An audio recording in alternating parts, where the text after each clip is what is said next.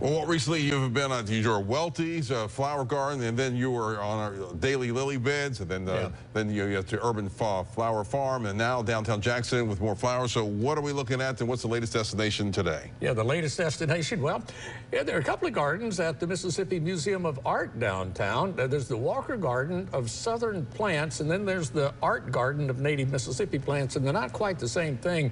I think both gardens are worth taking an outing to the museum to see, though.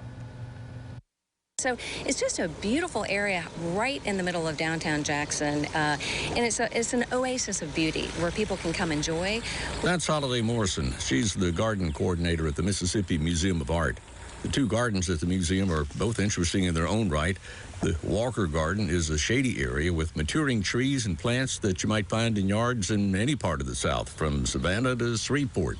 Those are more Southern heritage plants. You've got your camellias, your magnolias, your hostas, things like that. So those are really not indigenous to our area, but they still do really well in our area. So that's a little bit different than what we would call a native. A native is something that was here probably before we even got here. And native Mississippi plants are what you'll find in the Art Garden at the Museum of Art.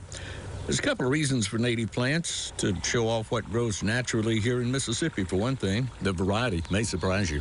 And functionally to retain and filter rainwater that falls in the area before it runs into Town Creek, which flows beneath the museum as well as a lot of downtown Jackson.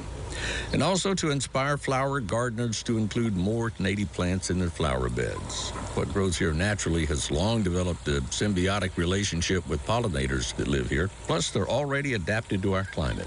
So there's a ton of them that do really well in Mississippi without a lot of interference from the human side. And they're naturally beautiful.